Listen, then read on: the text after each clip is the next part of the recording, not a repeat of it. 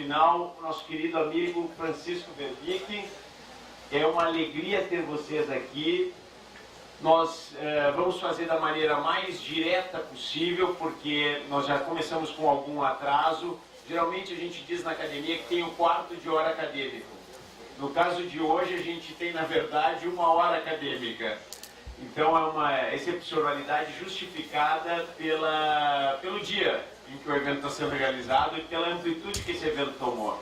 Eu queria agradecer a todos a participação, dizer que é uma alegria para a Universidade Federal do Espírito Santo tê-los aqui.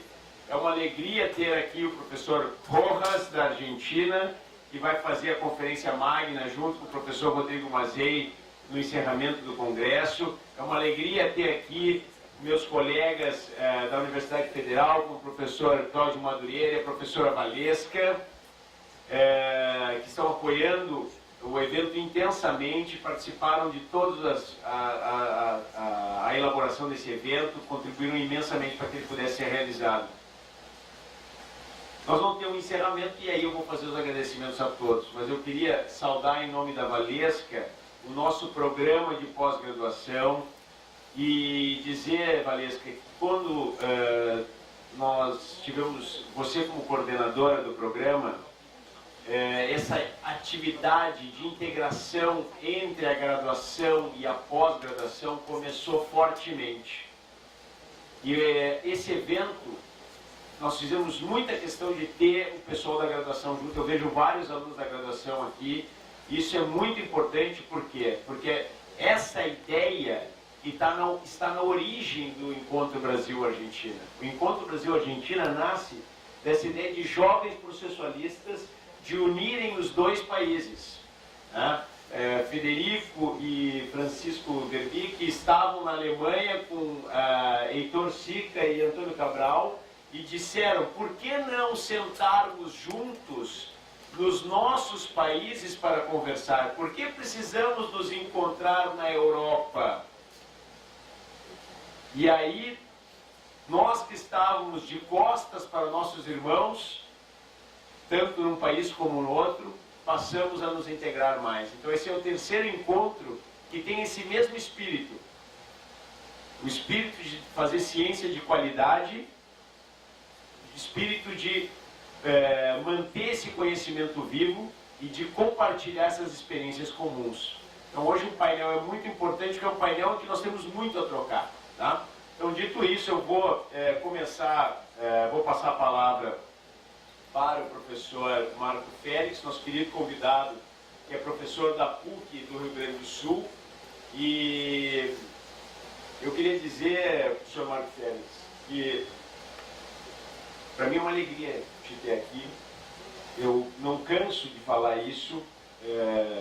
Teu trabalho tem sido muito importante para unir as escolas brasileiras.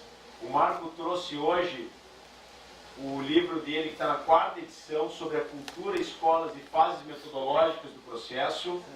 E ele vai falar, não preciso dizer, está aqui uma coisa muito importante, que consolida todo o espírito desse evento.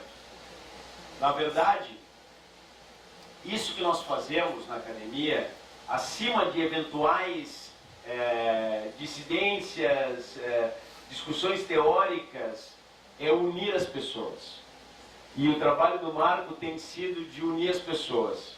Na especialização do Rio Grande do Sul, que o Marco coordena, que eu considero, e eu digo com sinceridade, já disse mais uma vez, a melhor especialização em direito processual do Brasil, porque ele consegue trazer todos os processualistas para discutir na especialização da PUC. Então, eu já fui convidado, te agradeço imensamente aquele convite, para mim é uma alegria te ter aqui, Marco. Bom, eu sou 70 anos da minha mãe hoje, já estou quase chorando, tentando falar de uma dessas. É que eu vi live aqui. São 20 minutos? 20 minutos. Então... Vou controlar o tempo da harmonia. Olha aqui não tem como. A organização é britânica. Muito bom dia a todos e a todas. É uma alegria muito grande estar aqui hoje na UFS para falar um pouquinho para vocês sobre processos culturais, mas antes eu tenho que fazer algumas ressalvas e agradecimentos. Primeiro, que eu não conhecia a Vitória. e estou apaixonado. Agora eu sei por que o Hermes está aqui. Eu estava até vendo se eu ia chamar ele de Capiúcho ou Gauchaba. Porque realmente é uma cidade encantadora. Eu estou vendo até já a possibilidade de logo voltar e trazer os meus 2 filhos e minha esposa para conhecer. E realmente estar aqui hoje ao lado do Hermes, eu chamo Hermes, eles me chamam de Marcos, é uma alegria muito grande, porque talvez o Hermes não saiba a legião de fãs que ele tem, não só na graduação, na especialização, mas de professores que são professores de mestrado e doutorado também. São professores como o Hermes, que eu baseei a minha vida acadêmica. Aí eu já te disse isso também. É um agradecimento eterno aí pelo que ele produz, né, não só na área do processo coletivo, mas também na área do processo de precedentes, enfim, de precedentes judiciais, e aquela tua tese maravilhosa de doutorado na UFRGS, que ela é inesquecível para todos nós. Então, meu muito obrigado, e com isso eu agradeço a todos que estão aqui na mesa, Carlota, Henrique, Cláudio, meus companheiros de mesa, Frederico, o professor Rodney, o Marco está aqui também, a professora Vanessa, que eu estou conhecendo hoje, todos os demais colegas e colegas. Na verdade, eu não era nem para estar falando. Por quê? Porque eu combinei com o professor Hermes, se eu fizesse 5 gols no desafio Brasil e Argentina no futebol, eu estaria liberado de falar no Congresso. Mas como o Verbic e o Frederico apagaram as luzes antes de eu fazer os 5 gols, né? Foi isso que aconteceu. Uma estratégia argentina. Claro, uma estratégia argentina. Eu vou ter que acabar falando um pouquinho sobre os processos estruturais. Essa palestra eu dei ontem de tarde. Eu tenho lâminas sobre ela, eu posso passar depois. Só que ontem eu falei 50 minutos com as lâminas que eu falei e hoje eu tenho só 20. Então eu vou tentar lembrar algumas coisas mais importantes para poder, enfim, trazer aqui para vocês, para a gente possa discutir. Na verdade, ao final da palestra, eu vou querer que vocês façam uma única reflexão. E se eu conseguir que todos façam essa única reflexão, eu já vou sair daqui mais do que satisfeito. O que eu trouxe hoje para vocês, além disso tudo, né? Eu trouxe esse livro, Cultura, Escolas e Fábricas do Órgãos do Processo. Eu vou deixar aqui 3 para a biblioteca. Certo? Obrigado. Vou deixar 3 para a biblioteca.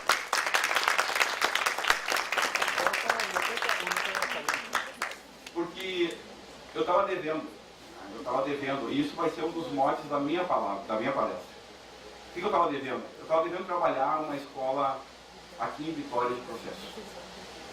Por quê? Essa é a novidade que eu não vou contar. Então aqui, se vocês forem analisar no capítulo, deixa eu ver aqui, capítulo, nem sei, capítulo 3.10.4, está aqui a Escola Capixaba de Processo. Tá? Então são 3 a 4 páginas dedicadas aí aos estudos que vêm sendo feitos aqui na Universidade Federal do Espírito Santo sobre processos coletivos.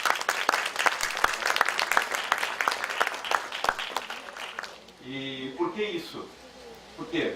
Foi a frase que eu comecei ontem, né, Verbi? Tem uma frase do Walt Disney que eu acho sensacional. Ele fala o seguinte: eu gosto de pensar o impossível porque lá a concorrência é menor. Eu gosto de pensar o impossível porque lá a concorrência é menor.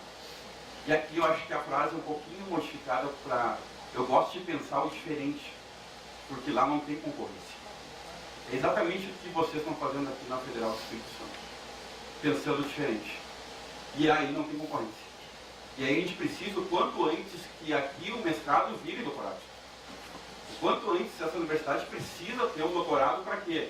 Para que os estudos de vocês se espraiam aí para o resto do Brasil. E é por isso que eu fiz essa homenagem aqui, claro, pequena, singela ainda, mas enfim, de coração, mostrando que existe mais uma escola dedicada ao processo coletivo que a gente precisa divulgar, que a gente precisa estudar, que a gente precisa compreender e que a gente precisa, então, conhecer. Alô? Não. Me disse pra cortaram minha fala. Então tá. Bom, ao lado disso, né? Já foi 5 minutos de enrolação, mas eu vou chegar lá no tema. Ao lado disso, estou deixando também para vocês.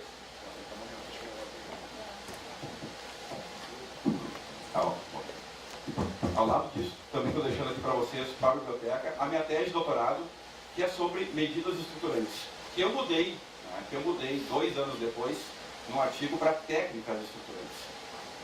Não tem nada a ver com sentenças estruturantes. É algo que a sentença que é estruturante, que pode ser estruturante, que o professor Frederico vai falar daqui a pouquinho, pode dar, que são as técnicas. Também faz parte do processo estruturante, ou do litígio estruturante.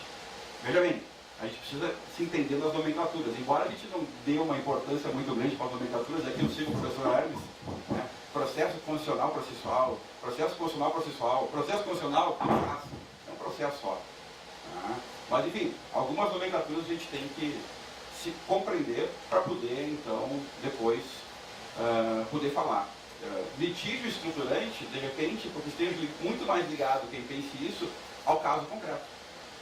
E o caso é que te dá o litígio, que vai te dar, então, uma reestruturação, de repente, daquilo que se tem dentro do processo. Mas é o processo que é estruturante, são as técnicas que são estruturantes, são as sentenças que são estruturantes.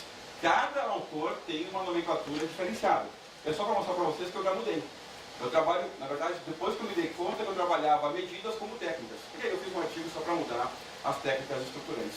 Não estou fazendo propaganda para ficar esgotado, tá? Estou deixando aqui exatamente em razão de que eu tenho mais alguns exemplares e eu quero tirar do mercado para trabalhar a teoria do processo estruturante que eu estou escrevendo.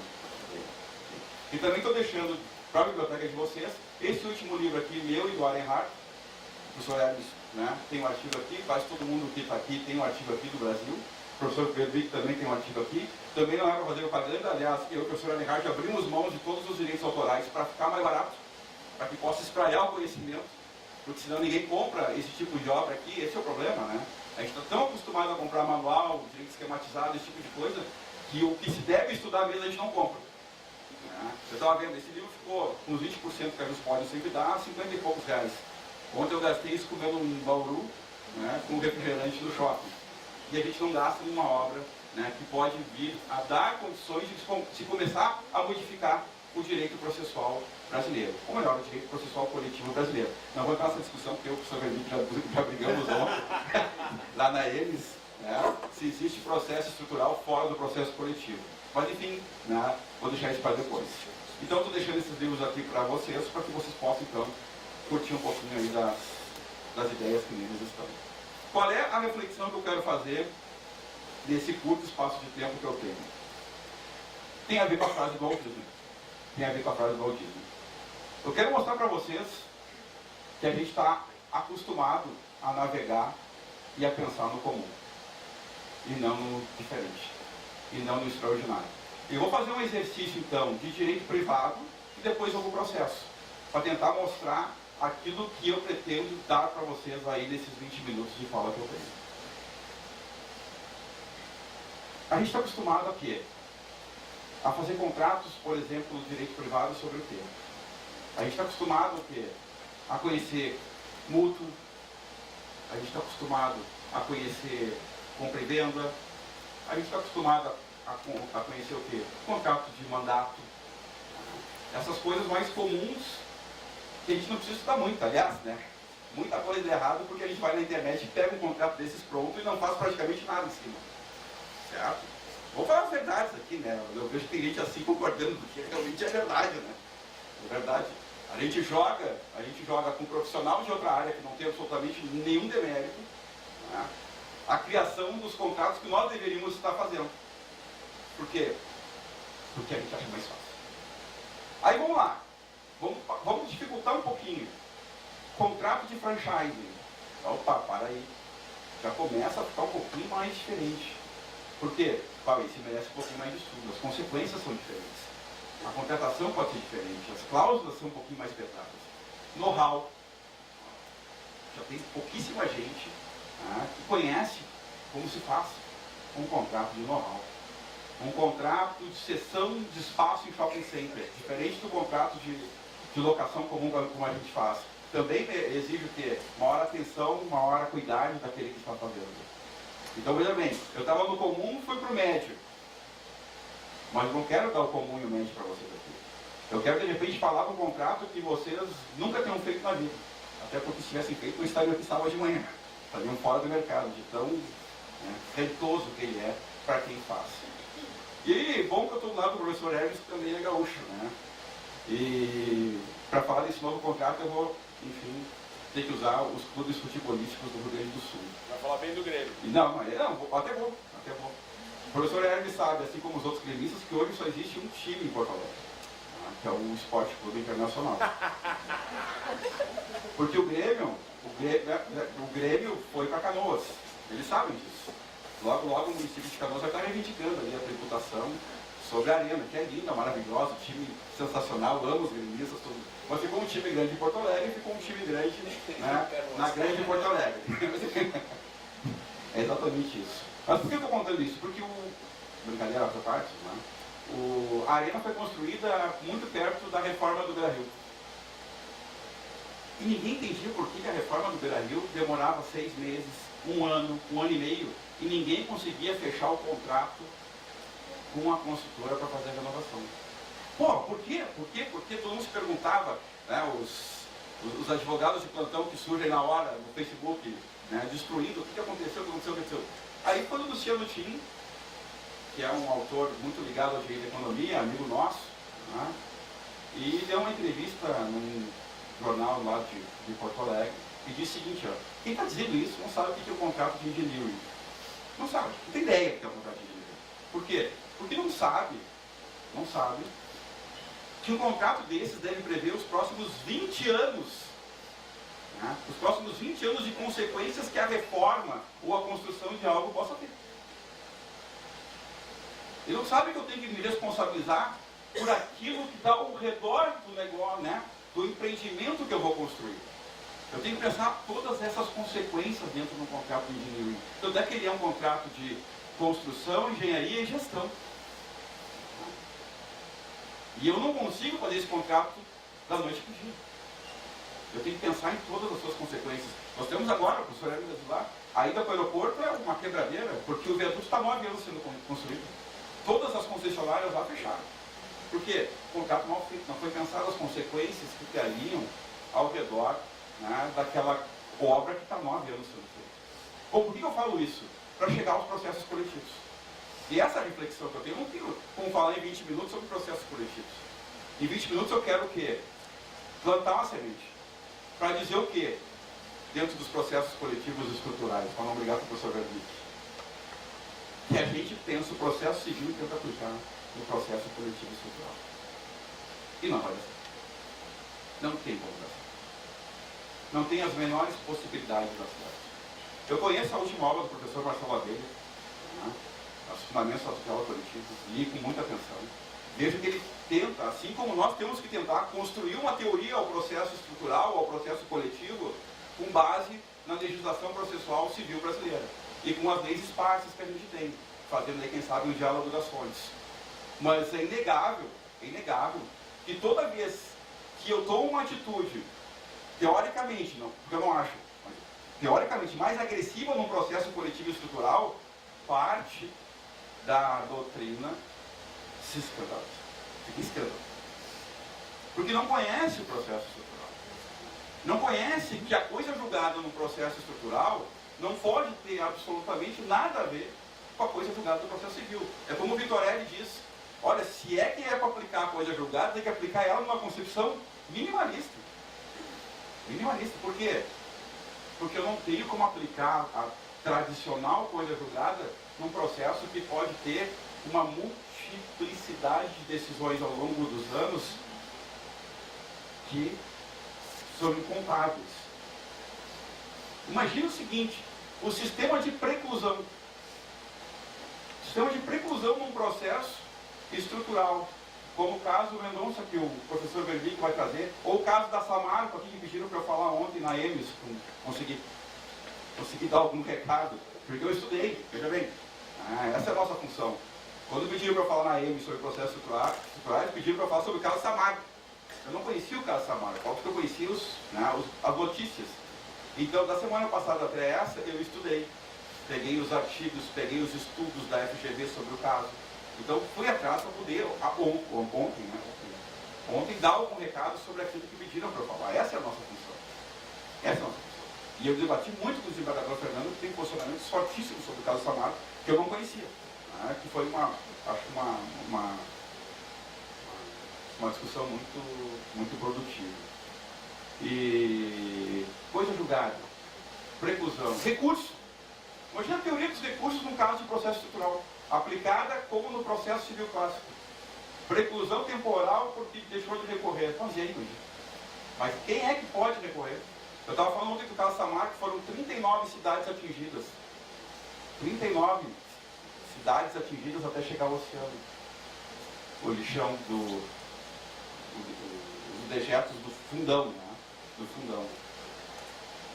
Como que eu vou estruturar o processo para que eu dê legitimidade para todos aqueles prejudicados dessas 39 cidades poderem, enfim, estarem dentro desse processo? Eu peguei um artigo ontem interessantíssimo e acabei lendo, né, uma notícia de um artigo publicado na Universidade Federal do Paraná, na revista deles. E veja bem, o artigo trabalha o laudo técnico preliminar do Instituto Brasileiro do Meio Ambiente. E o que diz esse laudo técnico? Veja bem, do IBAMA. O que houve no caso Samarco? Morte de trabalhadores da empresa e moradores das comunidades afetadas, sendo que algumas ainda restam desaparecidas. Desalojamento de populações, devastação de localidades. E agora sim, e agora o mais importante que eu achei sensacional para trabalhar um caso estrutural aqui com vocês. E a consequente desagregação dos vínculos sociais das comunidades. Veja bem, como ele praticamente dizimou 39 cidades, os vínculos sociais e afetivos familiares foram dizimados com o que aconteceu. Qual é a obrigação da recomposição do dano de quem é culpado sobre isso, ou nem precisa de culpa nesse caso? É reconciliar socialmente e afetivamente essas pessoas. E eu me lembrei do voto do ministro Fachin, no caso, ontem falando, né, no caso da descriminalização das drogas. O ministro Fachin, no caso da descriminalização das drogas, no último parágrafo do seu voto, ele propõe, e aí uma medida estruturante também, uma técnica estruturante, a criação de um observatório de violência para ver o impacto que a descriminalização teria como consequência do voto do Supremo Tribunal Federal. Vem cá, é só aplicar aqui. Não tem que se criar um centro de ressocialização dessas famílias, desses vínculos sociais que havia a custo de quem causou o dano. Isso é uma medida estrutural espetacular, mas óbvio, o professor Federico vai falar disso. Eu preciso dar ao judiciário legitimidade. E esse é o grande problema de um processo estrutural. A gente estava discutindo ontem lá na EMES. O judiciário vai entrar em áreas que teoricamente não são suas. E que a separação de poderes, vista como separação, vão fazer o quê? O trancamento para que o judiciário não faça isso. Então a gente tem que trabalhar teorias novas como não mais separação de poderes, mas divisão de poderes. Os check and balances têm que estar sempre, né, sendo revisitados para ver quais são as incursões que o judiciário deve ter no legislativo e no executivo e vice-versa. Eu tenho que criar espaço para que o executivo e o legislativo possam ir também ao judiciário nesses processos estruturais. Eu preciso criar condições de que a sociedade civil esteja pronta pelas suas associações, por meio de amigos curi, por meio de audiências públicas desses processos. Eu tenho que fazer de tudo para que essa decisão seja a mais legítima possível. E aí a gente vai falar num processo democrático dentro de um processo estrutural. Enfim, eu sei que meus 5 minutos chegaram, mas era essa a reflexão que eu queria dar para vocês. Então, de duas. Primeiro, precisamos de uma teoria do processo estrutural coletivo própria? Acho que sim. Temos? Acho que não. Podemos trabalhar com o que temos? De repente. Só que vamos chocar. E aí que eu falo. Aí nós estamos trabalhando no extraordinário. E o extraordinário precisa ser estudado. E segundo, é o grande desafio. Trabalhar a legitimidade democrática do processo estrutural e do judiciário para dar essas decisões. Agradeço de novo ao professor Hermes pelo convite, a paciência por terem me ouvido em 20 minutos. Queria só dar um recado, porque realmente, né, acho que os demais professores vão entrar nos temas mais específicos do que eu. Muito obrigado.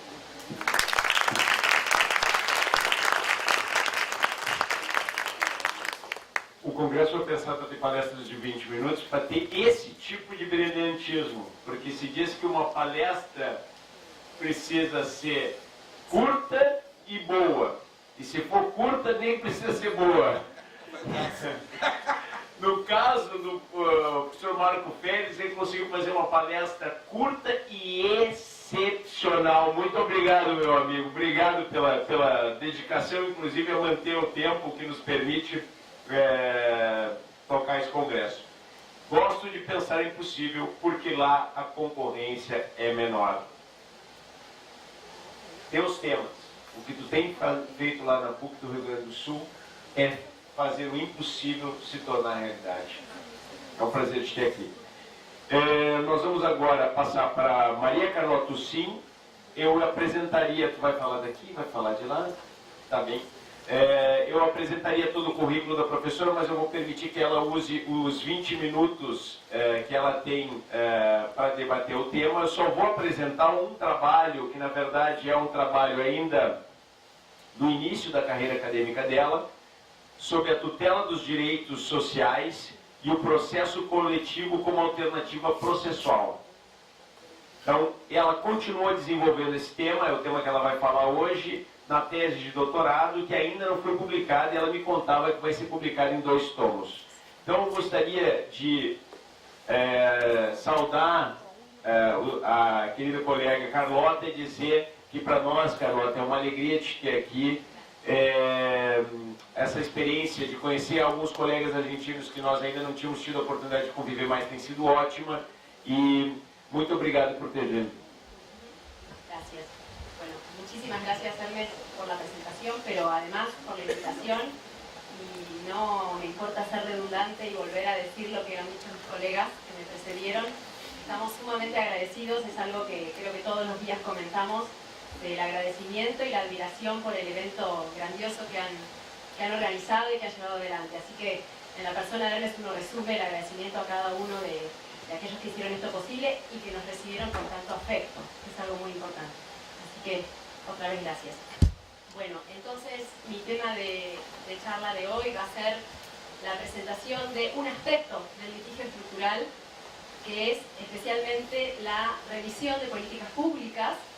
Y la propuesta que hago es la necesidad de hacer esta revisión de políticas públicas mirando en clave de razonabilidad, es decir, controlando la razonabilidad de las políticas públicas del Estado en relación a los derechos sociales, o, lo que es tal vez más habitual, la ausencia de estas políticas. Es un aspecto, digamos, dentro de la gran problemática del litigio estructural, pero me parece que es fundamental porque en realidad está muy vinculado con el problema de la legitimidad del Poder Judicial para realizar este tipo de controles. Entonces, como los 20 minutos apremian, simplemente hago esta aclaración de la conexión temática del tema con el problema del carácter contramayoritario del Poder Judicial y su legitimidad. El plan de la presentación va a recorrer, es el que presento aquí, y la presentación entonces va a recorrer 4 estaciones. La primera es un análisis del derecho a la vivienda digna, que es el derecho que elegí para exponer este tema porque hay algunas decisiones judiciales de Argentina que ilustran un recurso a la razonabilidad, aunque lo vamos a mirar en clave crítica, pero ejemplifican un poco el camino que entiendo debería recorrerse. Entonces vamos a hablar también de la crisis habitacional en la Ciudad de Buenos Aires, esto como un primer punto de análisis. Luego vamos a presentar muy sintéticamente la posibilidad del control de razonabilidad de las políticas públicas. Luego vamos a conocer entonces estos dos casos, o estas 2 experiencias judiciales que tenemos en Argentina y que he elegido porque me parecen ilustrativas, como decía. Y por último, desde un análisis crítico, voy a presentar algunas conclusiones que son preliminares, pero son el punto de arranque para continuar en esta tarea de mejorar en alguna medida las instituciones procesales a los efectos de dar vigencia real a los derechos sociales. El derecho a la vivienda digna y la crisis habitacional. ¿Por qué hablo de una crisis habitacional? Porque efectivamente en la Ciudad de Buenos Aires, que es el territorio quizá con mayor densidad poblacional de la Argentina, hay una crisis habitacional lógica, como en toda gran capital y máxime latinoamericana, donde todos asisten a buscar una oportunidad económica. Y el problema es que como también es lógico pensar en nuestros países, no hay una política pública adecuada para dar respuesta a estas necesidades habitacionales. La respuesta en realidad existe, pero es incompleta, por eso decimos que no hay respuesta. En concreto, en la Ciudad de Buenos Aires hay un decreto que reconoce un subsidio para poder alquilar algún lugar donde uno pueda vivir. Esto generalmente termina siendo el alquiler de piezas en hoteles para vivienda, entonces son hoteles obviamente con una precariedad esperable, porque no es un hotel 5 estrellas el que pueden pagar cosas. Entonces, el subsidio tiene un monto limitado que conlleva el alquiler de estas habitaciones, vamos a decir precarias porque es la realidad, y eso es lo que vamos a mirar a la luz del derecho a la vivienda. Y luego, a la vez, tiene una limitación temporal el subsidio reconocido por este decreto. Sin decir demasiado, más que reiterar que es un decreto, que no sé si la palabra es la misma, y bien. O sea que no es una ley y no tiene la estabilidad ni la jerarquía de una ley para el reconocimiento y la regulación de este derecho. Además de esto existe lo que se conoce como el derecho de abrigo, que es la posibilidad de aquellas personas que se encuentran en situación de calle de poder ingresar a un albergue transitorio para permanecer la noche, de que luego se tienen que ir junto con todas sus pertenencias, por supuesto. Entonces, esta es la realidad. Y esto ha sido un problema que ha sido, no obstante, tomado por nuestro Ministerio Público, que obviamente, sin poder siquiera acercarse a los méritos del Ministerio Público brasileño, al menos en lo que tiene que ver con la rama de la defensa, en general trabaja muy bien estas cuestiones, y en la Ciudad de Buenos Aires ha sido el Ministerio Público quien ha llevado adelante la mayor cantidad de reclamos de esta índole.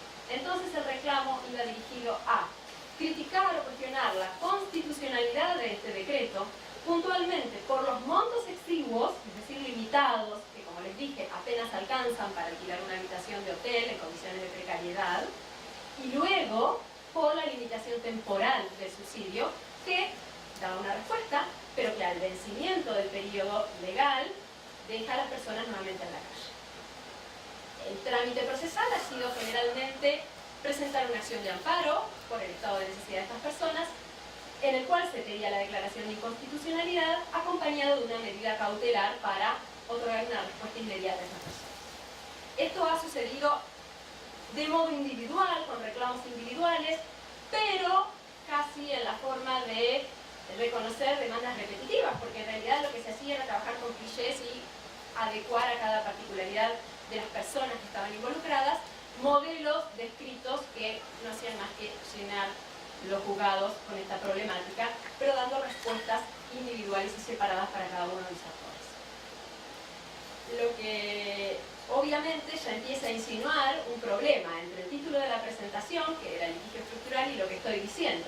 Parece una contradicción, pero que en alguna medida está sostenida la contradicción porque es lo que nos va a llevar a alguna conclusión valorativa.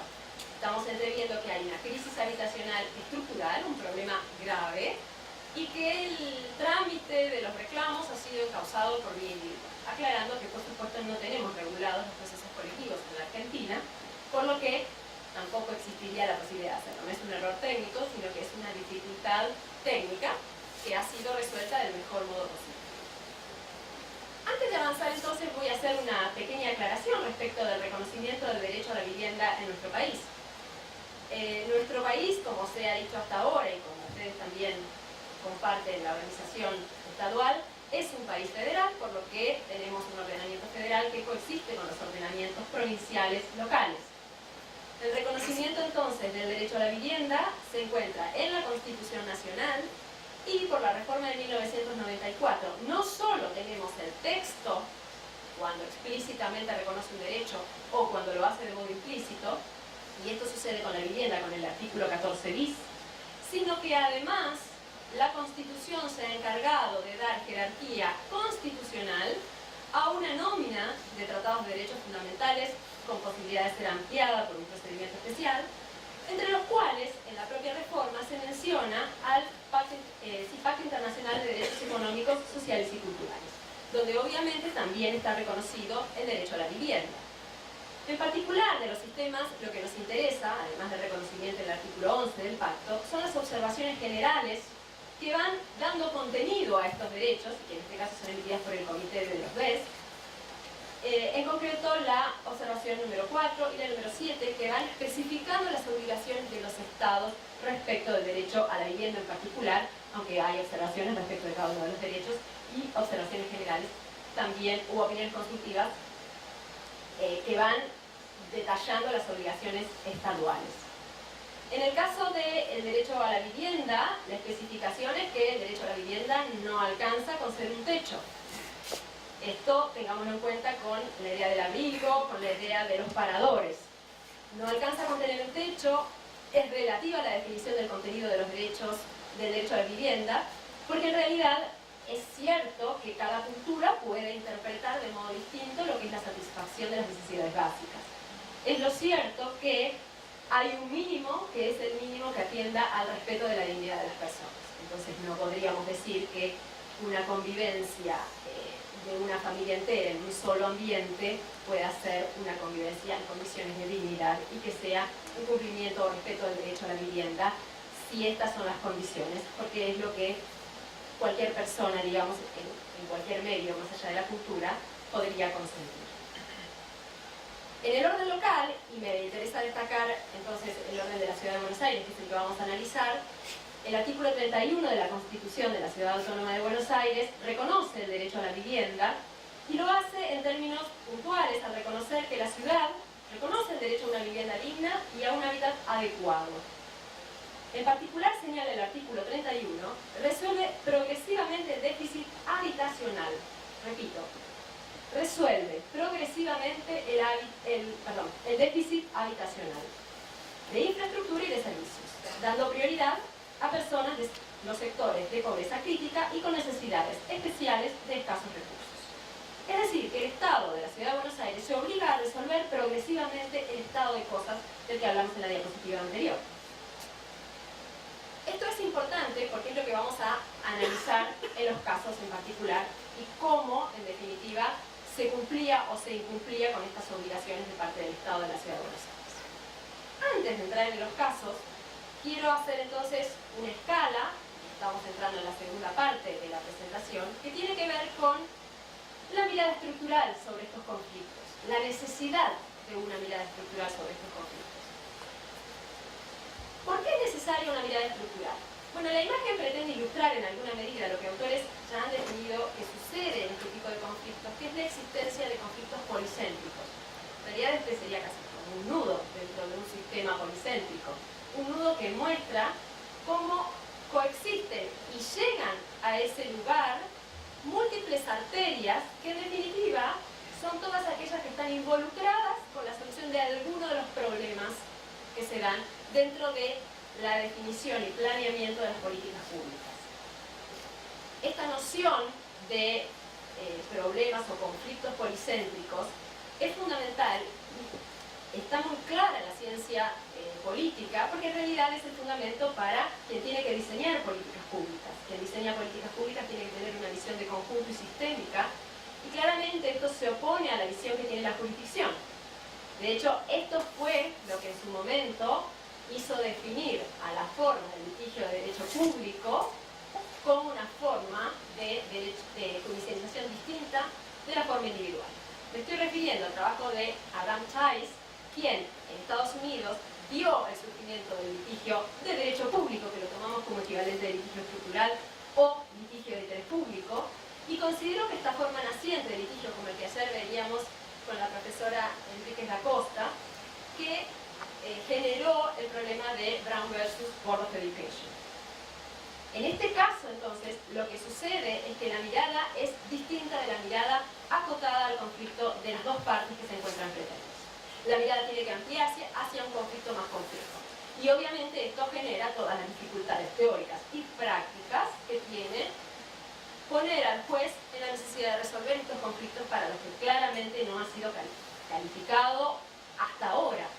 Lo que no supone un problema teórico necesariamente, porque esta capacitación podría ser ajustada si decidimos que queremos que el juez tenga intervención en este tipo de conflictos.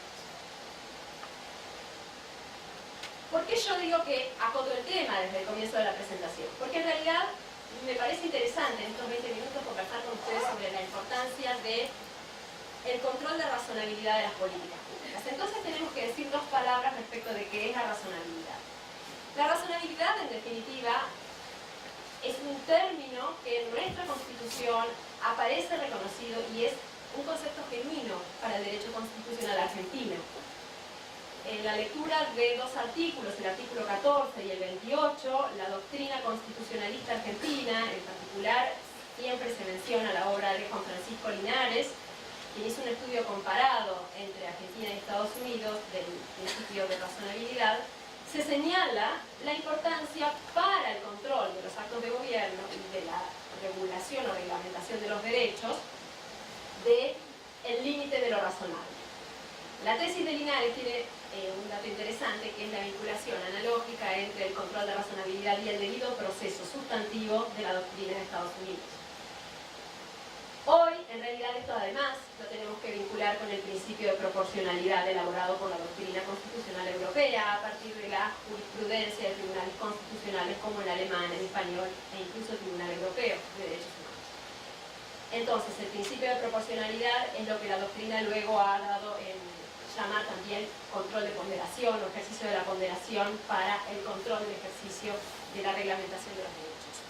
Ustedes saben que el principio de proporcionalidad se integra por tres subprincipios y que estos tres subprincipios no hacen más que marcar un recorrido argumental que tiene que hacer el juez a los efectos de hacer este control de modo legítimo. El recorrido entonces consiste en evaluar la necesidad de la medida que está reglamentando derechos en términos de ver si esa medida efectivamente es la mejor medida posible entre otras alternativas. Si esa medida supera la primera evaluación, luego hay que ver si es idónea, es decir, si esa medida logra el fin que se propone. Este control de idoneidad era el control primero al que se redujo el control de razonabilidad. Sin embargo, el principio de proporcionalidad es más amplio. Entonces, ¿es necesario hacer una restricción de este derecho para lograr el fin perseguido? Sí, es necesario. ¿Este es el medio adecuado? Sí, lo es. Bien.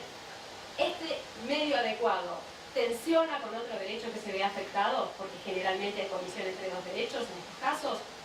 Sí. Ahora bien, ahí entra el análisis de la fórmula, del peso, y el análisis estricto de la ponderación, donde en definitiva hay que considerar cuán valioso para ese caso en particular es un derecho en relación a otro para establecer una fórmula para ese caso en particular, insisto, en la cual se concluya que se puede dar o justificar la prevalencia de un derecho sobre otro para ese caso, dadas esas circunstancias, por la importancia que se ha justificado de cada uno de estos derechos y en particular cómo se justifica el aplazamiento de uno respecto del otro. Esto es una síntesis en definitiva del principio, pero que me sirve para hablar de los casos que vamos a hablar, porque a la vez el control de proporcionalidad se puede ver matizado con los estándares de derechos fundamentales. Voy a comentar dos casos muy brevemente. El primero es un caso resuelto por el Tribunal Superior de la Ciudad Autónoma de Buenos Aires en el año 2010. Es el caso de un señor, Alba Quintana, quien tenía 41 años y estaba desempleado, además de tener problemas cardíacos y debía ser intervenido quirúrgicamente. Esta persona tuvo el subsidio del que les hablé y vencido el subsidio recurrió a la Defensoría Pública para pedir una declaración de inconstitucionalidad porque administrativamente se le había denegado la prórroga. Lo interesante es decir algunas palabras respecto de la decisión del tribunal en términos muy sintéticos, porque en realidad lo increíble de la decisión es que toma los estándares de los que hemos venido hablando respecto de del contenido del derecho a la vivienda, todos los estándares internacionales de protección de derechos fundamentales como el asegurar el contenido mínimo, como la adopción de medidas, el disponer de los recursos hasta el máximo de lo disponible. Y sin embargo, lo paradójico es que este tribunal toma estos estándares normativos, pero no para hacer un uso protectorio del derecho, sino para limitarlo. Y en síntesis el argumento es: no existe tal derecho subjetivo a la vivienda, existe la necesidad de asegurar un contenido mínimo y el abrigo en paradores, de lo que les comentaba, es suficiente para garantizar ese contenido. La Constitución, como leíamos, asegura supuestos de personas, como decíamos, de pobreza crítica o con necesidades especiales. Bueno, entonces, esto es una cuestión fáctica y remiten a los tribunales ordinarios para que la persona acredite si se encuentran en estas condiciones de excepción. Es un caso que contrasta con lo sucedido en Gisbert Castro, que es un caso resuelto por la Corte Suprema de Justicia de la Nación, la Corte Federal.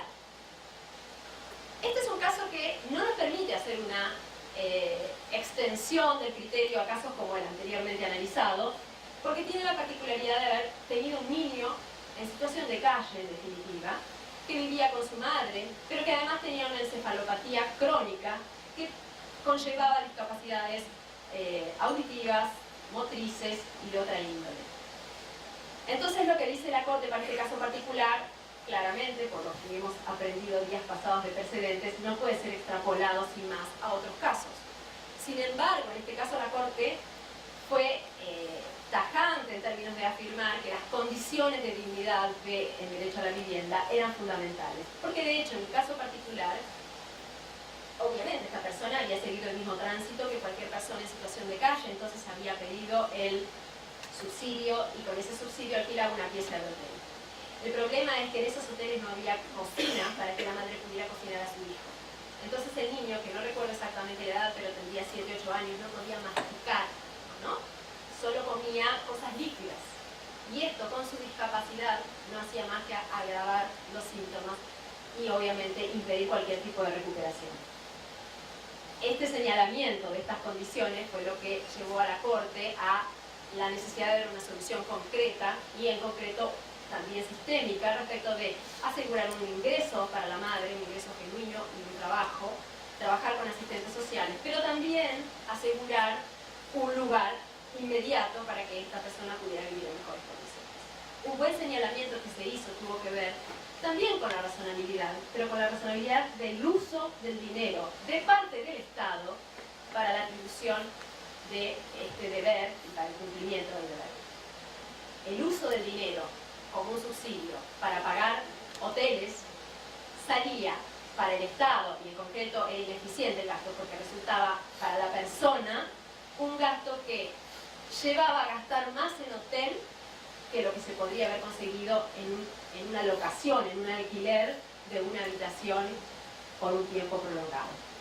Entonces esa razonabilidad también fue puesta de manifiesto. ¿Por qué hablo de este caso en concreto cuando quiero hablar de razonabilidad? Porque la Corte toma el concepto de razonabilidad y dice que va a analizar la razonabilidad.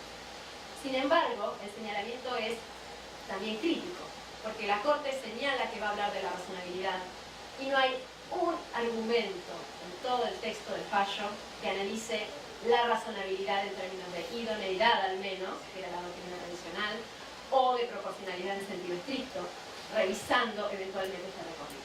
No vamos a pretender que haga fórmulas matemáticas ni que atribuya peso a los derechos que están involucrados, pero un recorrido argumental sustantivo sí sería necesario y esperable.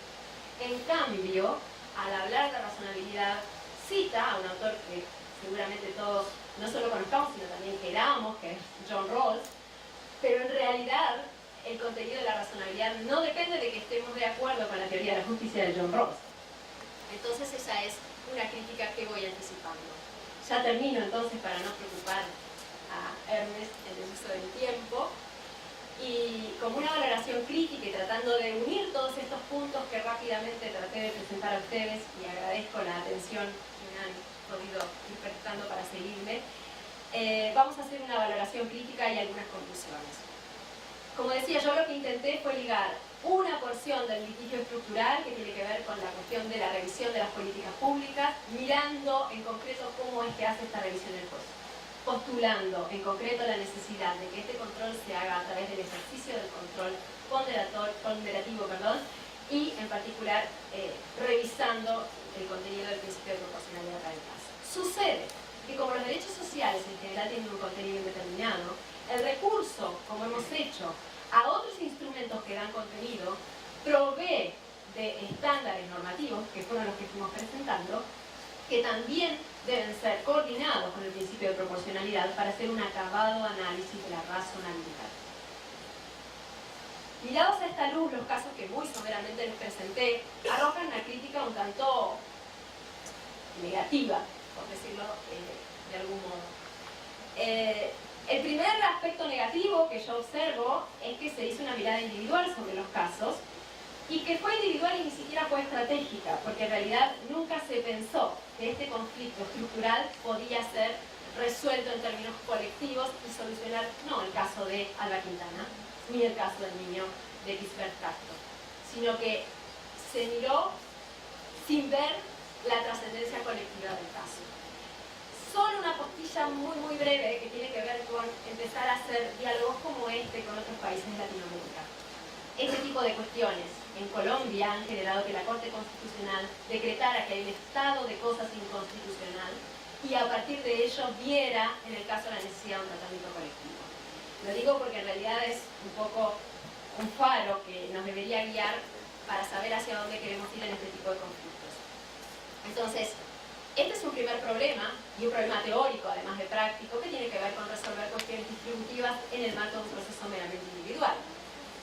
Por otra parte, hemos visto que se hacía un análisis apoyado en estándares de derechos humanos y se hacía un análisis invocando la razonabilidad, pero en ninguno de los dos casos vimos que esto se usara del modo en que entendemos que se podría hacer para dar una respuesta no solo adecuada y correcta, sino también legítima de parte del Poder Judicial. En estas cuestiones que no vamos a tratar aquí, ya fue tan tratado que no por eso deja de ser vigente, que es el problema de la legitimidad del Poder Judicial para estas cuestiones. Por último, la razonabilidad entonces empleada en este discurso de justificación existió, pero existió como un rótulo. Y lo que nosotros exigimos hoy a los jueces, en todos los órdenes, pero mucho más en estos casos en particular, es que la argumentación tenga una carga reforzada y sea ejercida, porque es el único camino para que los jueces legitimen sustantivamente su obra.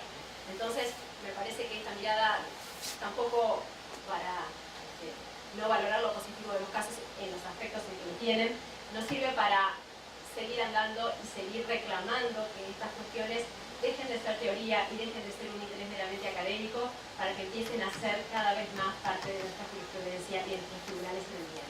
Les agradezco enormemente la atención en un sábado a la mañana y quedo a disposición para cualquier consulta.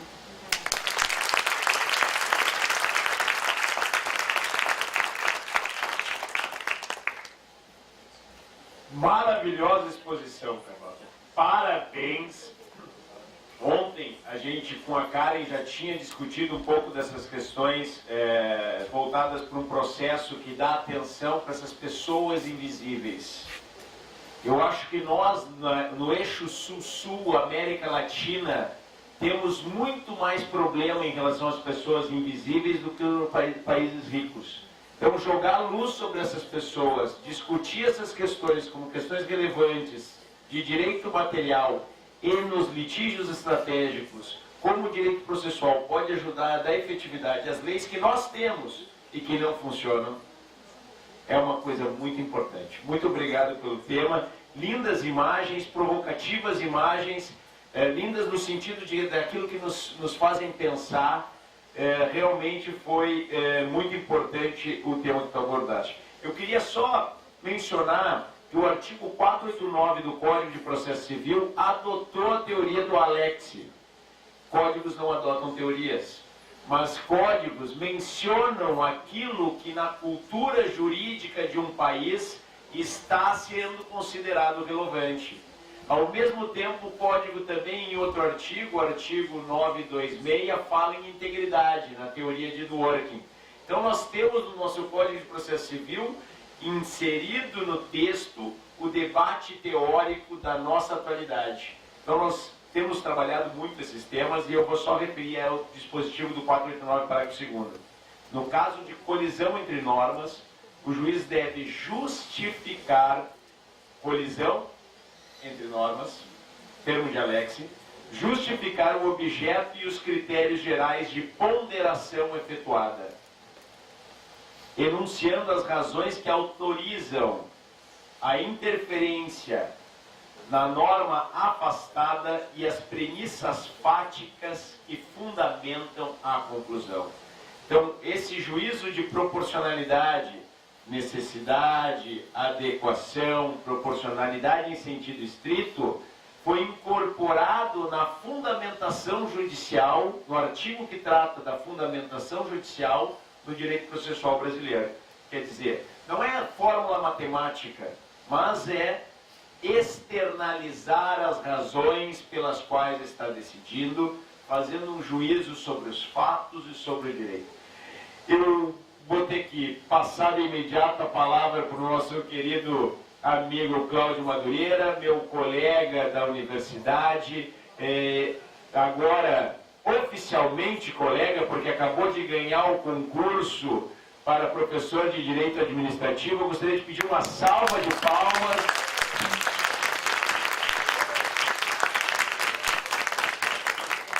Nosso colaborador há muito tempo no programa, é nosso colaborador há muito tempo nas pesquisas, foi aluno do mestrado da nossa universidade, é uma prova de o quão vital está sendo o programa de pós-graduação da UFES para despertar talentos. Cláudio, que alegria de ter aqui.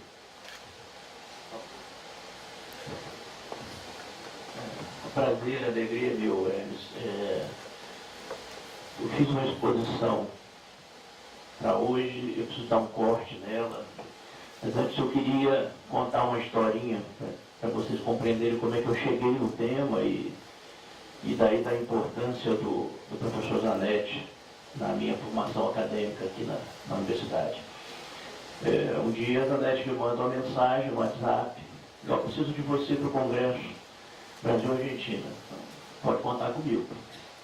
Você vai falar sobre processos estruturais. Irresponsavelmente eu aceitei o desafio, mesmo sem saber o que eram processos estruturais. Eu não sabia o que eram processos estruturais. O Zanetti me convidou, ele acha que eu posso fazer, eu não acho que eu posso fazer também, vou lá falar sobre processos estruturais. Eu pedi ajuda, né? Pedi ajuda aos nossos alunos do mestrado. Liguei para a Larissa não está aqui, está lá fora. Larissa, o Zanetti me chamou para falar sobre processos estruturais. Pelo amor de Deus, o que são processos estruturais? Me indica aí alguma coisa para eu ler. Eu preciso. Né? Não, Larissa, não, tudo bem, professor, eu sei como é que é o professor Zanetti. Né? Vou te mandar as coisas. Então ela me manda algumas indicações doutrinárias, me manda um texto que o Zanetti escreveu com o Fred Didier e com o Rafael Oliveira, textos sensacionais, e na lista dos livros que a Larissa me indicou estava o livro do professor Marcos Jobim, Medidas Estruturantes. Esse livro estava na minha mesa lá no escritório, porque alguns dias antes, Zanetti tinha me apresentado o Marco pelo WhatsApp. A gente começou a trocar mensagem, a gente resolveu trocar os livros. Eu mandei os livros, ele mandou os livros dele para mim, eu mandei os livros meus para ele. Eu falei, pronto, está fácil estudar o tema. Eu li o livro do Marco, li o artigo do Zanetti, e dali para frente, tudo que passava na minha frente sobre o tema, eu lia. Eu fiquei apaixonado pelo tema. Então, ponto para Zanetti, né? Mais um. A gente precisa dessas provocações para não ficar parado onde está. Eu acho que a academia é meio isso mesmo, assim. Para quem não sabe, foi o Zanetti que me apresentou, quando eu era aluno aqui no mestrado, a doutrina do formalismo valorativo. Zanetti é culpado, né, de eu ter cometido a audácia de, mesmo sem ser gaúcho, escrever vários artigos sobre formalismo valorativo, e agora heresia das heresias, né, mais recentemente, publicar um livro dizendo que o Código de 2015 adotou o formalismo valorativo, que adotou as premissas metodológicas do formalismo valorativo. Esse livro eu chamei Fundamentos do Processo Civil Brasileiro, né, no processo civil do formalismo valorativo. Eu queria me desculpar com os gaúchos, né, e faço isso citando o professor Marcos Jobim, que na última edição do seu Cultura, Escolas e Fases Metodológicas do Processo, nos fez a gentileza, Marcos já mencionou ali no início, né, de registrar a existência da nossa escola capixaba de processo civil. Né? E uma das notas que o Marco destaca ali, né, é exatamente essa influência do Zanetti quando trouxe para nós a doutrina do professor Carlos Alberto Alvarenga de Oliveira. O Marco brinca lá no livro, como brincou aqui, o Zanetti hoje definido como processualista gaúcho praticamente mais capixaba em suas atividades acadêmicas e profissionais. Então o Zanetti trouxe o formalismo valorativo aqui para dentro do nosso programa, né? E eu queria dizer, novamente me desculpando com os colegas do Rio Grande do Sul, né? E aí eu chamo o professor Marcos para me defender, com o amparo do professor Marcos Robin, que por influência de Zanetti, o formalismo valorativo é hoje também um pouco nosso. Ele não é uma prerrogativa da escola processual gaúcha. Foi pensando nisso que eu preparei a exposição para vocês. Eu acho que a gente tem que ter um norte para falar. Mas hoje eu tenho uma missão diferente. A minha missão não é falar de formalismo valorativo. Eu preciso dizer a vocês que o convite que o Zanetti me fez foi falar sobre processos estruturais de formalismo valorativo. Mas eu achei que tinha uma coisa que eu precisava dizer, que me daria mais conforto, que eu acho que eu poderia contribuir mais para o debate. Fiz um outro corte metodológico. Mas por que eu fiz esse corte? Por que eu estou olhando aqui para a plateia, tem colegas da Procuradoria, a professora Valesca, tem colegas da universidade, alunos da graduação, alunos do mestrado. Vou falar de processos estruturais. Obrigado. Falar de processos estruturais aqui no evento, decisões estruturais, que é o que me interessa mais do tema aqui no evento, a gente esquece esse tema fica no ar, e aí o professor Marcos continua falando sobre ele, os colegas da Argentina continuam falando, mas isso não vai se tornar uma coisa nossa, uma questão nossa. Então eu resolvi mexer, depois eu vou conversar com a professora Adriana, na minha linha de pesquisa, nas minhas áreas de pesquisa no mestrado. Eu vou adotar os processos estruturais como área de pesquisa. Eu trabalho, todo mundo sabe, aqui na UF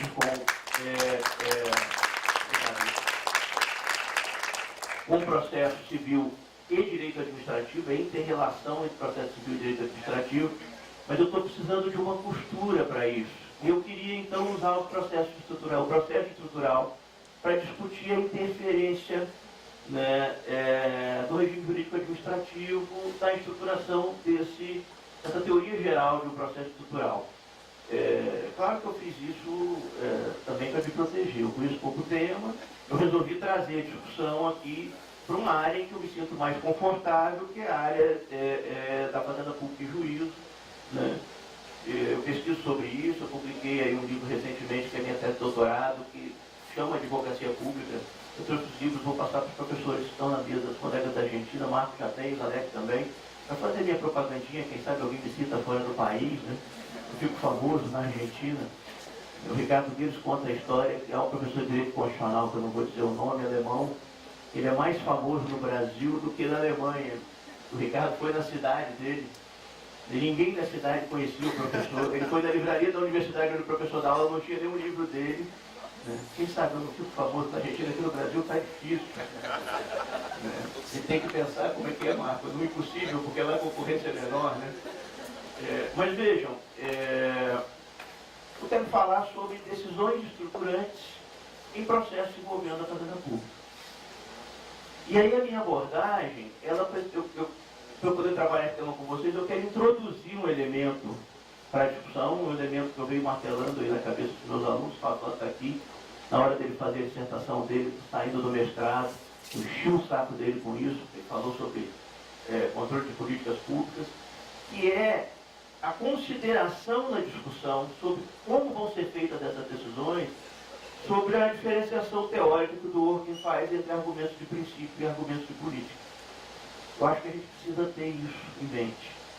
E talvez essa diferenciação nos permita, na hora de construir a teoria geral dos processos estruturantes, observar um cuidado e aí ter a condição de diferenciar os processos simples, que podem vir a gerar decisões estruturantes, os processos efetivamente estruturantes, para que nós tenhamos decisões mais seguras. Eu vou relatar a vocês ali adiante a minha experiência como advogado público, portanto, como um profissional vinculado à administração, que muitas vezes, ali do lado dos gestores, dos técnicos, tem dificuldade de compreender quais são as melhores soluções para a sociedade.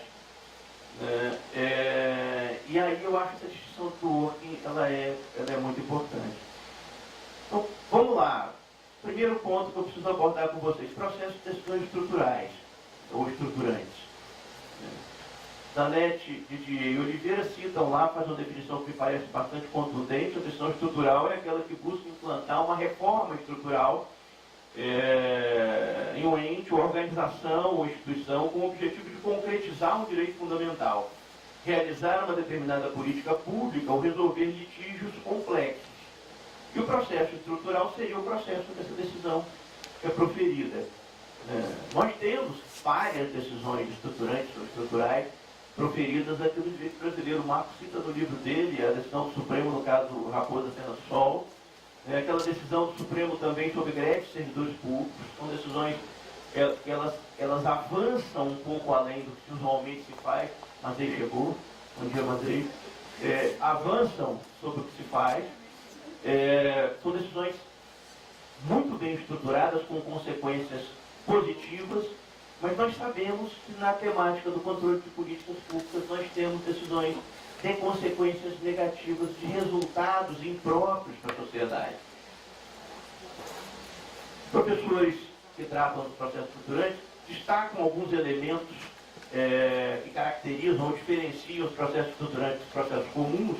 Eu queria destacar dois para poder falar de fazenda pública. A necessidade de repensar a ideia de separação dos poderes, a necessidade de repensar a impossibilidade de controle sobre o mérito administrativo. Quer dizer, eu acho que não há mais discussão jurídica sobre isso, pelo menos no ramo do direito administrativo, ressalvados poucos professores que ainda reagem a essa tese, tem um posicionamento mais conservador, mais reacionário. Já não se discute mais a possibilidade de intervenção jurisdicional, de controle jurisdicional sobre o mérito da administração. E nós temos, para ilustrar isso, algumas situações que são muito comuns, né, que poderiam caracterizar uma intervenção, uma invasão da competência do executivo ou do mérito, mas que são indispensáveis na realização de direito fundamental. Professora Maria Carlota falou agora há pouco, né, aquela questão da política que não existe, ou uma política deficiente que precisa ser complementada ou aperfeiçoada. É absolutamente comum a identificação, né, de uma atuação tímida do Estado, ou pior, uma atuação tão incisiva do Estado que caracteriza abuso na implementação de políticas públicas. Se nós não pudéssemos levar essa situação em controle ao Poder Judicial, nós teríamos que admitir que o Estado pode tudo, e em podendo tudo. Nós não vivemos num Estado democrático de direito, nós não somos governados por leis, mas somos governados por reis, por pessoas que podem dispor sobre vida e morte, né, dos seus súditos, né, por pessoas que podem modificar as regras de jogo durante o jogo. Eu não sei como é que foi feito na pelada lá na casa do Hermes, eu não estava presente. Aliás, queria me desculpar. Foi combinada a regra antes, eu vou explicar isso. Queria me desculpar com os colegas, essa foi uma semana muito difícil para mim profissionalmente, muita coisa na Procuradoria. Eu não consegui ir no churrasco, eu tinha aula às 7 horas da manhã no dia seguinte. Ontem à noite eu queria vir, não consegui chegar aqui. Mas assim, isso deixa para lá. Se a gente não pudesse interferir nisso, se o judiciário não pudesse complementar, determinar a implantação de política, a complementação de política deficiente, o aperfeiçoamento de política pública formulada, a sociedade estaria a mercê, né, da ideologia. Porque nós sabemos que as opções políticas têm a ver com ideologia. Isso não é uma ideologia ruim, a gente vota num candidato olhando, quer dizer, é difícil no Brasil, né, mas olhando qual é o programa dele, o que ele pensa para a sociedade. Né? E essas escolhas políticas, elas são majoritárias. E o direito é contra-majoritário. Há necessidade de proteção de direitos de minorias. Se não tiver controle jurisdicional, a política é só para quem for do grupo majoritário, do grupo que sustenta o governo antiposto. Nós tivemos um problema ali em 2014, quando a eleição foi muito dividida, muito próximo o resultado da candidata que foi eleita e do candidato que não foi eleito, e o país se dividiu. Como é que a gente conserta isso? Controlando as políticas públicas.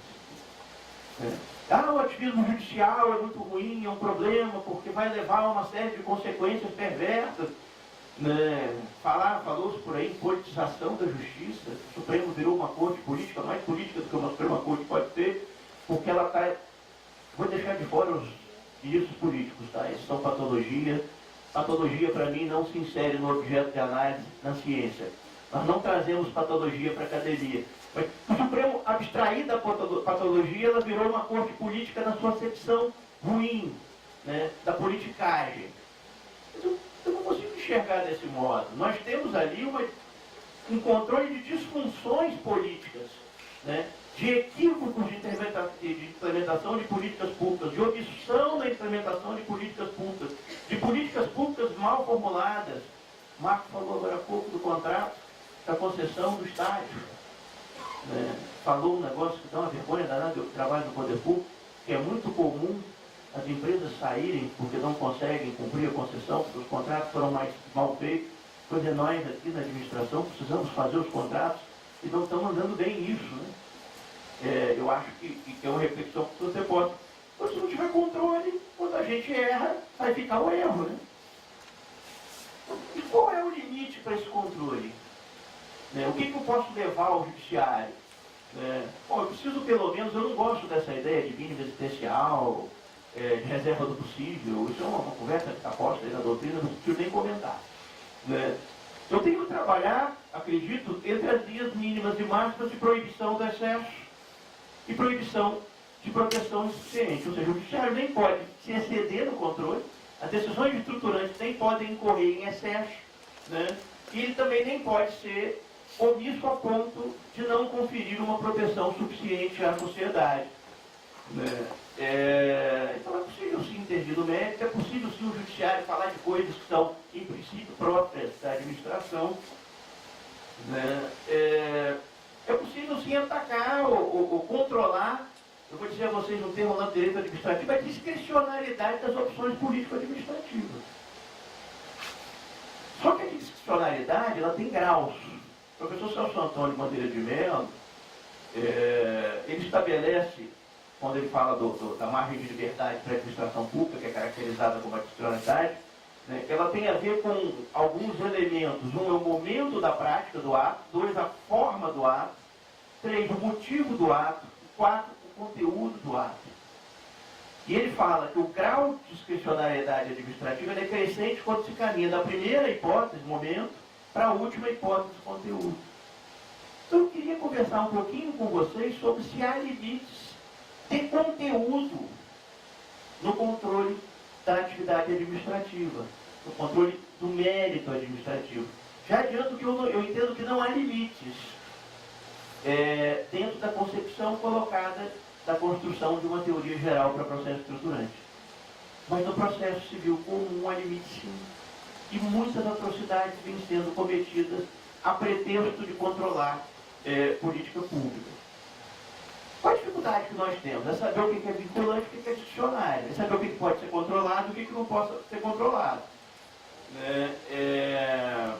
E onde é que está o problema? Não esquecer o judiciário um pouquinho. Quando eu estou lá na administração, né, e um gestor, um técnico, alguém chama para uma conversa, a gente faz esse alinhamento prévio, as consultas. Eu tenho um problema técnico e eu preciso resolver, e como é que eu soluciono essa questão? Ontem apareceu um lá na Procuradoria de Petróleo. Na verdade, nem um problema muito sério, nem muito grave, mas é uma saia justa horrorosa. Nós temos uma relação de parceria com a ANP nos atende, nós tivemos vários ganhos aqui do Espírito Santo em arrecadação de royalties de petróleo, por causa dessa relação boa. Né? E a ANP me dizer, olha, nós temos um problema horroroso, é o seguinte, vocês cobram uma taxa da gente para poder fazer a análise da quantificação da produção de campos de terra, por R$200 todo mês. E eu não posso pagar essa taxa, porque a administração não paga, eu não posso repassar para o Estado e municípios. Você não consegue resolver o problema dessa taxa? Gente, eu pago a taxa, eu pago R$200 por mês, não vai me matar. Nada a pagar a taxa, eu não posso perder a boa relação que nós temos com o INP. Nós vamos ter que sentar à mesa com os técnicos, e eles vão dizer, essa taxa ela tem uma justificativa técnica, ela tem uma... Eu vou ter que dizer, olha, nós precisamos modificar isso. Nós vamos ter que achar a justificativa que o IDAF, que é o órgão estadual que cobra essa taxa, tem para cobrar. Nós vamos ter que modificar a legislação, nós vamos ter que compreender esse drama. Vejam, é uma questão super simples. Vocês imaginam se nós estivéssemos falando, né, por exemplo, da estruturação de uma política pública para atendimento de determinada doença que surge de forma endêmica no Estado do Espírito Santo. O problema é, qual é a medida estruturante que é necessária para a implementação da política. E não necessariamente quem vai a juízo postular sabe. Quero dizer mais um pouquinho a vocês. Às vezes quem vai a juízo postular tem corte teológico. Imagina que seja uma associação das mães das crianças que têm aquela doença. E elas têm dificuldade de perceber tecnicamente qual é a melhor solução para o problema. Mas elas sabem que elas querem o melhor que existe para os seus filhos. Quando se postula em juízo uma questão como essa, estruturante, né? E eu atuei na área de saúde também, quando eu conversava com os juízes, eu falei assim, doutor, pelo amor de Deus, não vem me criticar não. Se chegar aqui alguém dizendo que o autor está doente, me pediu uma liminar, eu dou, porque se ele morrer na minha mão, né, eu não vou conseguir dormir direito. Então que durma na mão de vocês da Procuradoria, que morra na mão de vocês da Procuradoria, vocês têm os pulos de vocês. O que eu estou querendo dizer a vocês?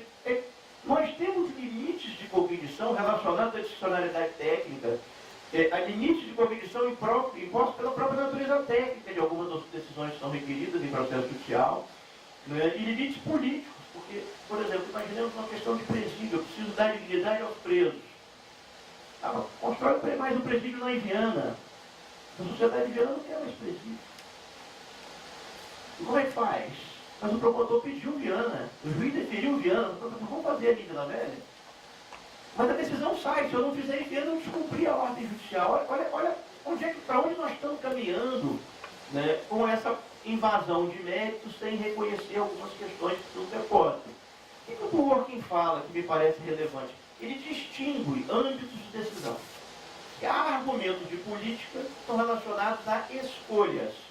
Essas escolhas têm a ver com a discricionariedade técnica, essas escolhas têm a ver com o relacionamento, já vi aqui, eu estou estourado, com o relacionamento entre a sociedade e as suas aspirações. Né? E muito dificilmente o profissional do direito tem elementos suficientes para fazer decisões fundadas em argumentos políticos. Eu sei que eu vivo isso na pele, eu me relaciono com a administração todo dia e muitas vezes eu não consigo dizer faz assim ou faz assado. Aí o Dworkin fala, existem também argumentos de princípio. E quais são esses? Que são argumentos que nós usamos na área do direito para entender que aquela política pública foi mal concebida, ela é insuficiente, ou para entender que precisava ser concebida uma política pública, ela não está lá. O controle de política pública, ele precisa ser fundado em argumento de princípio. O Dworkin diz isso, né? Intérpretes só atuam com argumentos de princípio, e intérpretes não tratam de argumentos de política. O problema é que as decisões estruturantes muitas vezes são sobre temas que não podem aguardar escolhas técnicas e políticas. É preciso provocar uma atuação. E aí, no contexto da teoria do processo estruturante, que o Marco vai desenvolver, eu estou esperando o livro sair, nós talvez precisamos, então, ter uma consideração da distinção teórica entre argumento de política e argumento de princípio, para que nos processos judiciais seja permitido dizer, fazer uma coisa que o Hermes colocou, e eu sei que foi ele que colocou no artigo dele com o Fred, com o Rafael Oliveira, que é a dialeticidade do processo decisório. Eu não estou falando de formalismo valorativo, mas no fundo, é formalismo valorativo.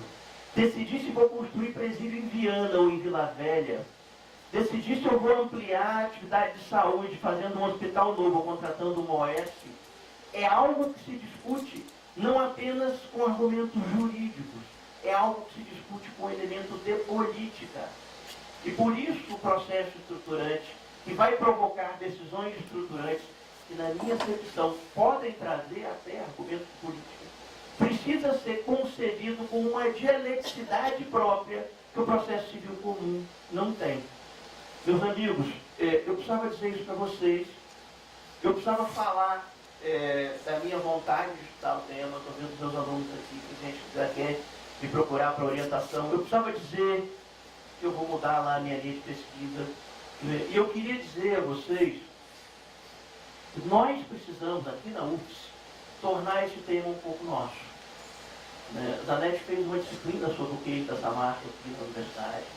Ele tem uma expressão que eu gosto muito, da expressão que a tragédia da Samarca é uma tragédia processual. Então nós temos uma tragédia processual para resolver, e nós não vamos resolver essa tragédia processual com instrumentos do processo civil comum. Agradeço a todos pela atenção, é o recado que eu tinha para dar hoje a vocês. Um abraço.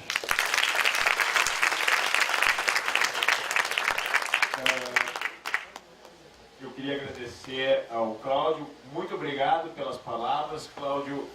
Nós, na academia, somos dimensões, como se falássemos de direitos fundamentais e não gerações.